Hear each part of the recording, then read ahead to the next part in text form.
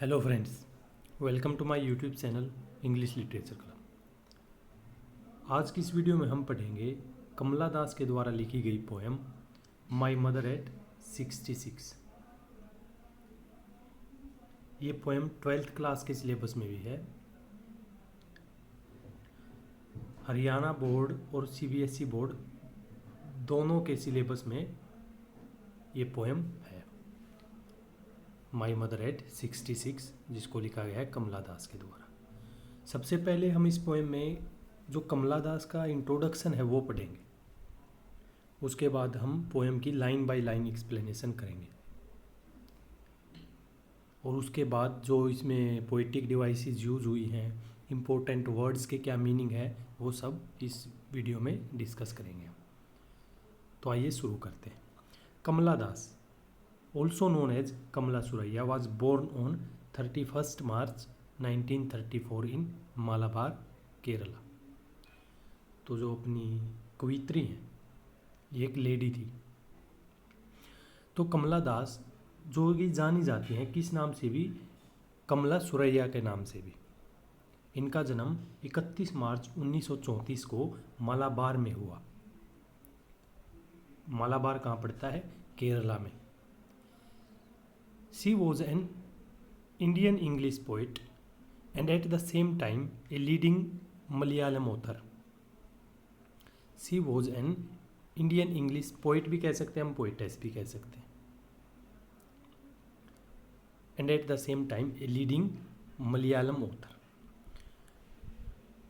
वो एक भारत की कवित्री थी जो अंग्रेजी में कविता लिखती थी, और सेम टाइम वो एक मलयालम ऑथर भी थी।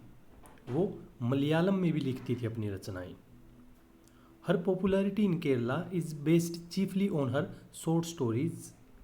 और उसकी जो पॉपुलैरिटी है केरला में, वो किसके ऊपर प्रमुख थी, किसके ऊपर बेस्ड थी, किसके ऊपर निर्भर थी? वो उसकी शॉर्ट स्टोरीज के कारण उसको पॉपुलैरिटी मिली थी। उसका फेमस होने का कारण केरला में क्या था? वो कारण, मुख्य कारण यही था कि मतलब वो शॉर्ट स्टोरीज लिखता थी। And autobiography written under name Madhavi Kutty. और उन्होंने एक ऑटोबायोग्राफी भी लिखी थी, किस नाम से? Madhavi Kutty. While her oeuvre in English written under the name Kamala Das. जबकि उसके और वर्क्स जो थे लिटरेचर के, ओयर का मतलब होता है the work of literature, the work of art. जबकि उसके और जो आर्ट के वर्क थे, जो लिटरेचर के वर्क थे इंग्लिश में, वो किस नाम से लिखे गए थे? वो कमला दास के नाम से लिखे गए थे। Some of her works in English includes the novel alphabet of lust. और उसके कुछ वर्क्स हैं अंग्रेजी में लिखे गए, उसके कुछ वर्क्स हैं जिनमें एक नोवेल भी है। उस नोवेल का नाम है अल्फाबेट ऑफ लस्ट, जिसको 1977 में लिखा गया। एक collection of short stories Padmavati, the harlot and other stories 1992 में लिखा गया।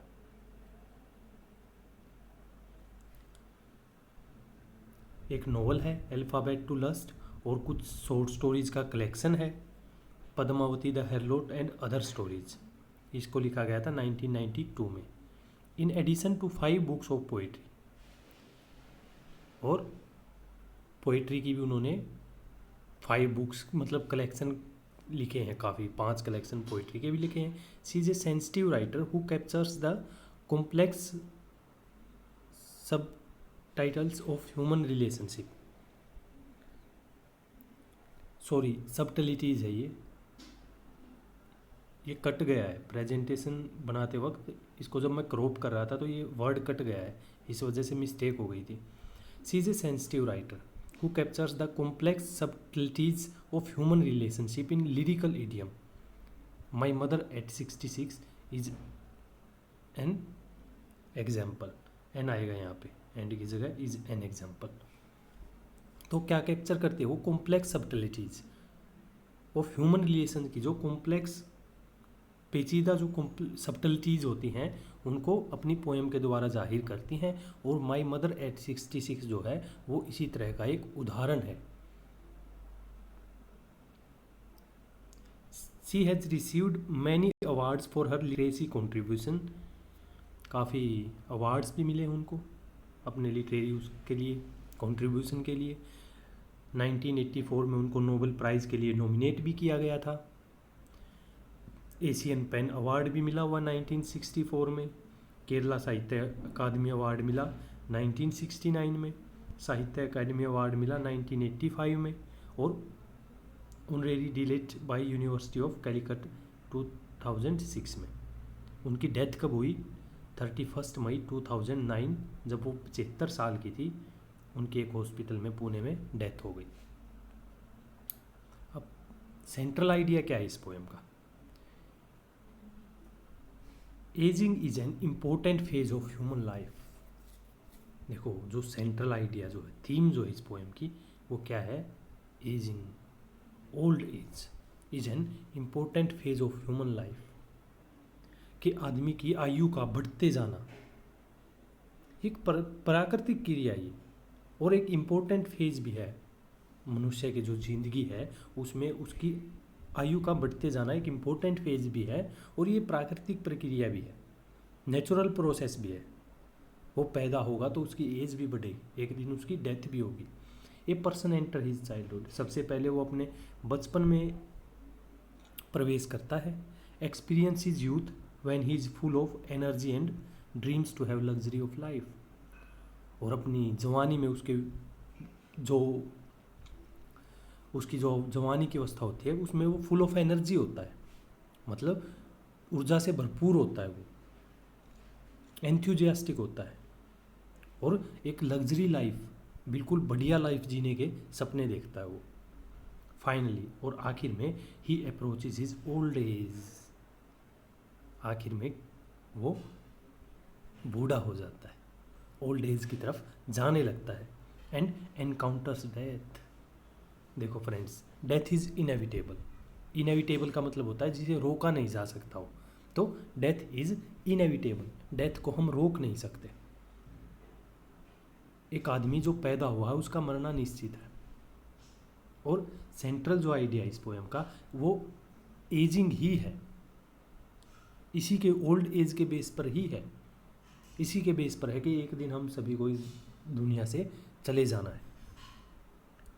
एक छोटा सा बच्चा है, वो सबसे पहले बचपन की अवस्था में आता है, फिर अपना यूथ एक्सपीरियंस करता है, वो फुल ऑफ एनर्जी होता है, एंथुजियास्टिक होता है, ऊर्जा से बिल्कुल भरपूर होता है, अपन जो लग्जरियस लाइफ जीने के सपने देखता है, लेकिन आखिर में वो ओल्ड एज में कदम रख लेता है और फिर डेथ हो जाती है उसकी। Relationship between people become stronger at every aspect of life and they can't bear separation due to ageing.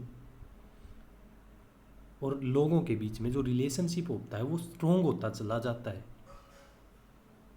जीवन में जो लोगों के बीच में रिलेशनशिप होता है, उसके दोस्त जो होते हैं, उसके पेरेंट्स जो होते हैं, उनके साथ उसका जो रिलेशनशिप होता है वो लाइफ के साथ साथ और ज़्यादा स्ट्रोंग होता चला जाता है। और वो क्या नहीं कर सकते, they can't bear separation due to ageing, और वो अपनी आयु के बढ़ते जाने के कारण इस चीज़ को सहन नहीं कर सकते वो। अब हम पढ़ेंगे अपनी पोएम। फ्रेंड्स, आई नो के पोएम ज़्यादा लंबी हो जाएगी वीडियो, लेकिन हाँ, सब कुछ बिल्कुल डिटेल में समझाऊंगा मैं आपको। Driving from my parents home to Cochin last Friday morning. देखो, पोइट ही स्पीकर है इस पोएम में, जो स्पीकर हैं वो कमला दास ही हैं, और वो बता रही हैं, क्या बता रही हैं कि driving from my parents home to Cochin last Friday morning, कि लास्ट फ्राइडे की जो मॉर्निंग थी, पिछले शुक्रवार की सुबह को कहाँ जा रही थी पोइटेस? अपने माता पिता के घर से, अपने पेरेंट्स के घर से, अपने माता पिता के घर से कोचिन की तरफ जा रही थी, गाड़ी में जा रही थी और ड्राइव कर रही थी। Driving from my parents home to Cochin last Friday morning, कि पिछले शुक्रवार की सुबह को अपने माता पिता के घर से मैं कोचिंग जा रही थी और गाड़ी में जा रही थी, गाड़ी भी चला रही थी, वही चला रही थी। आई सो माई मदर बिसाइड मी, मैंने किसको देखा? मैंने अपनी माँ को देखा। बिसाइड मी, जो मेरे बराबर में बैठी हुई थी। दो वर्ड होते हैं, एक तो बिसाइड और एक बिसाइड्स। बिसाइड्स का मतलब होता है अतिरिक्त, यहाँ बिसाइड है, बिसाइड का मतलब होता है बराबर में। पोइटेस कह रही हैं कि पिछले शुक्रवार की सुबह को अपने माता पिता के घर से मैं कोचिंग की तरफ गाड़ी में जा रही थी और मैंने अपनी माँ को देखा जो मेरे बराबर में बैठी हुई थी, मेरे पास बैठी हुई थी। Dazed open mouthed and her face ashen like that of a cops.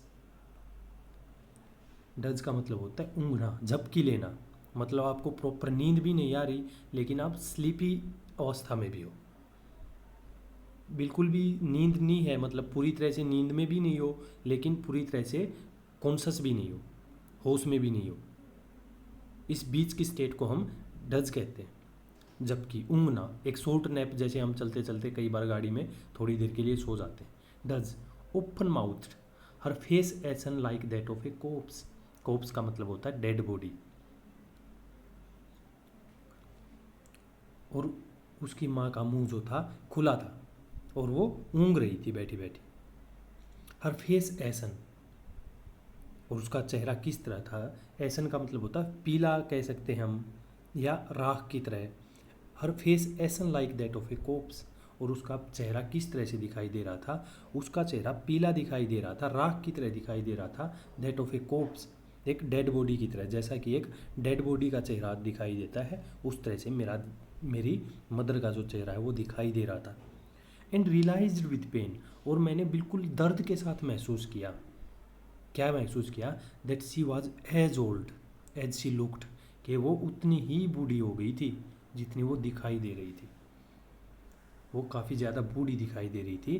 तो वो क्या कह रही है कि मैंने बिल्कुल बड़े दर्द के साथ ये चीज़ महसूस की कि she was as old as she looked, कि वो बहुत ज़्यादा बूढ़ी हो गई थी। But soon put that thought away, लेकिन जल्दी ही पोइटेस ने क्या किया? इस विचार को छोड़ दिया।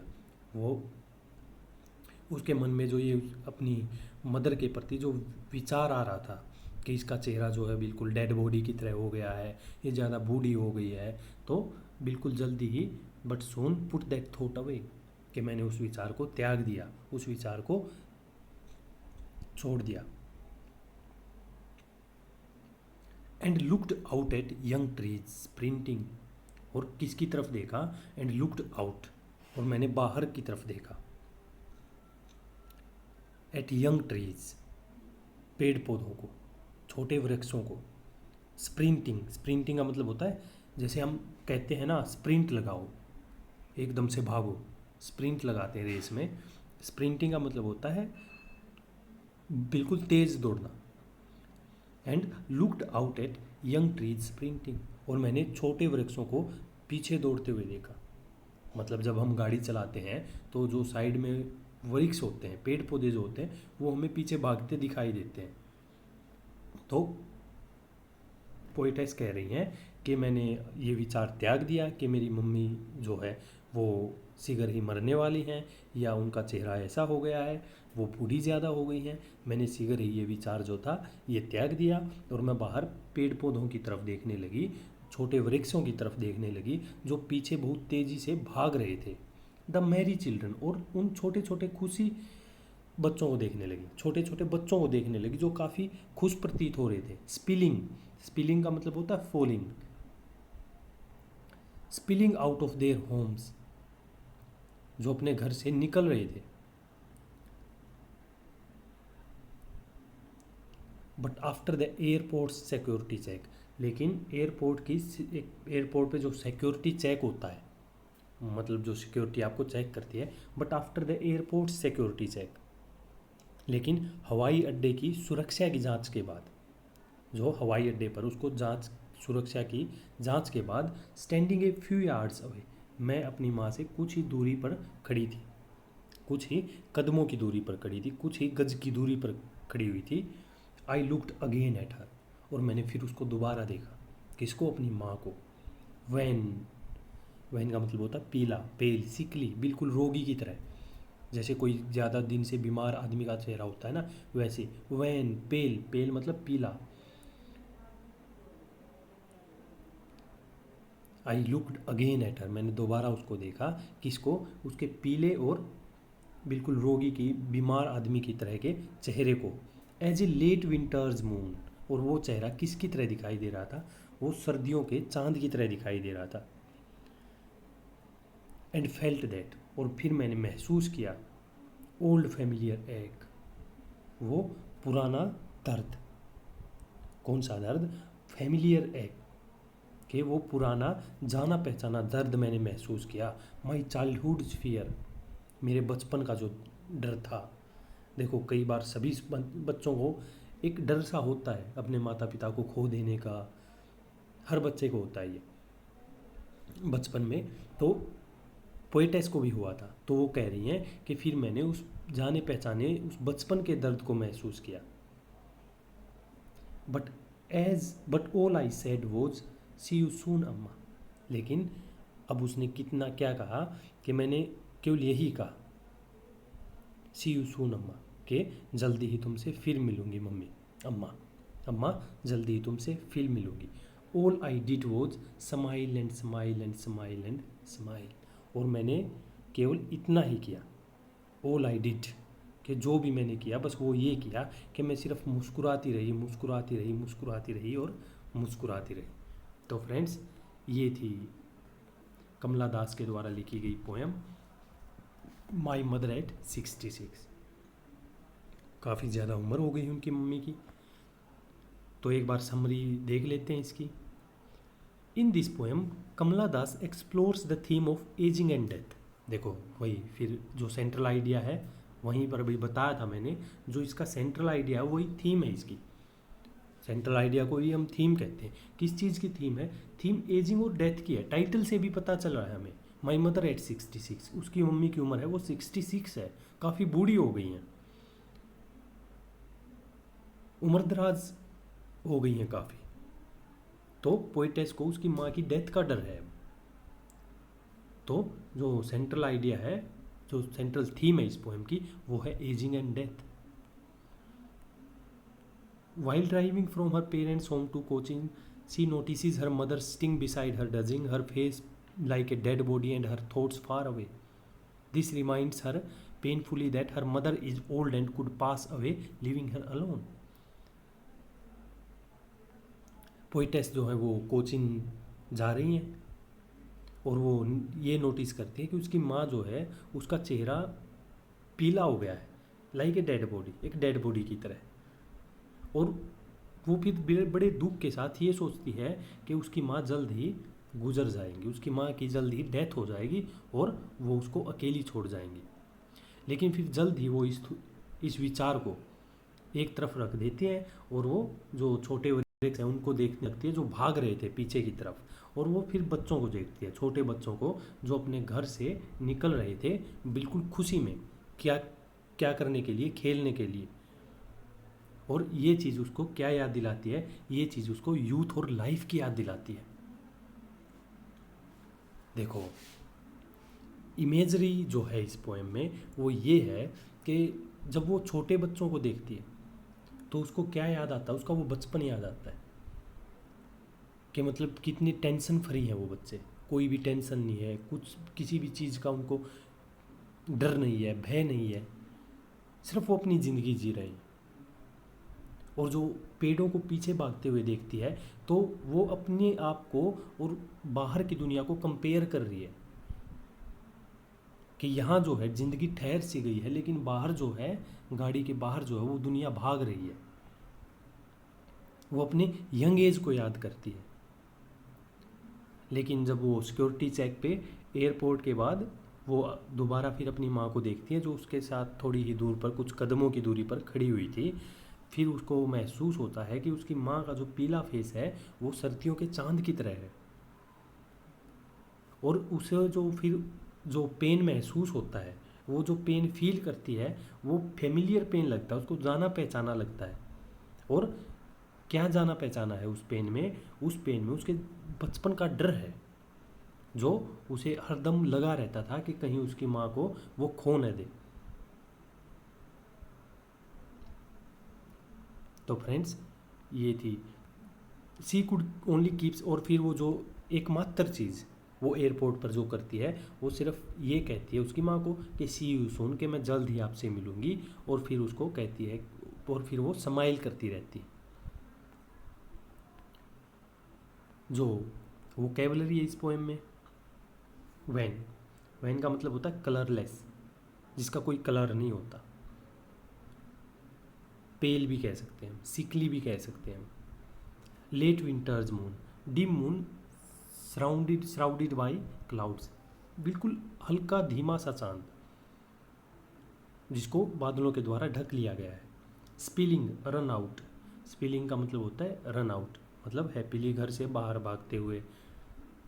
एसन ग्रे, एसन जो वर्ड है वो ओल्ड एज को सिंबलाइज कर रहा है। एक pain, sprinting short fast race, running, sprint का मतलब होता है भागना, बिल्कुल तेज भागना। अब जो पोइटिक डिवाइसेस पोएम में यूज हुई है वो पहले है सिमली। सिमली आपको पता है एज और लाइक का यूज करके जो हम कंपैरिजन करते हैं उसको सिमली कहते हैं। जो पोइटेस जो है कमला दास जो है वो अपनी माँ के चेहरे का कंपैरिजन कर रही है किसके साथ? विंटर्स मून के साथ, सर्दियों के चांद के साथ अपने माँ के चेहरे का कंपैरिजन कर रही है और एज यूज कर रही है, तो ये सिमली है। Her face ashen like that of a course, और उसका फेस जो है, चेहरा जो है किसकी तरह बता रही है? वो डेड बॉडी की तरह बता रही है। और यहाँ लाइक, एज और लाइक यूज करके जब भी हम किसी चीज़ का कंपैरिजन करते हैं तो वो सिमिली होती है। और मेटाफर में हम एज और लाइक का यूज नहीं करते। यहाँ लाइक का यूज है, यहाँ एज का यूज है, इसलिए यहाँ सिमिली का यूज किया गया है। मेटाफर में हम एज या लाइक का यूज किए बिना सीधा कंपैरिजन करते हैं। पर्सनिफिकेशन, पर्सनिफिकेशन क्या है? मतलब किसी भी इन ह्यूमन ऑब्जेक्ट्स को, ह्यूमन की वो देना, जैसे यंग ट्रीज को भागते हुए दिखा रही हैं वो, हालांकि आपको पता है कि पेड़ पौधे जो चल नहीं सकते, भागना तो दूर की बात है। तो यहाँ पर्सनिफाई किया गया है ट्रीज को। रिपीटिशन, बार बार वही चीज़ रिपीट करना। I did was, all I did was smile and smile and smile. तो फ्रेंड्स ये थी अपनी poem my mother at 66 written by Kamala Das. अगर वीडियो अच्छी लगी है तो वीडियो को लाइक करें, कमेंट करें और चैनल को सब्सक्राइब ज़रूर करें friends. Thank you friends, thank you so much.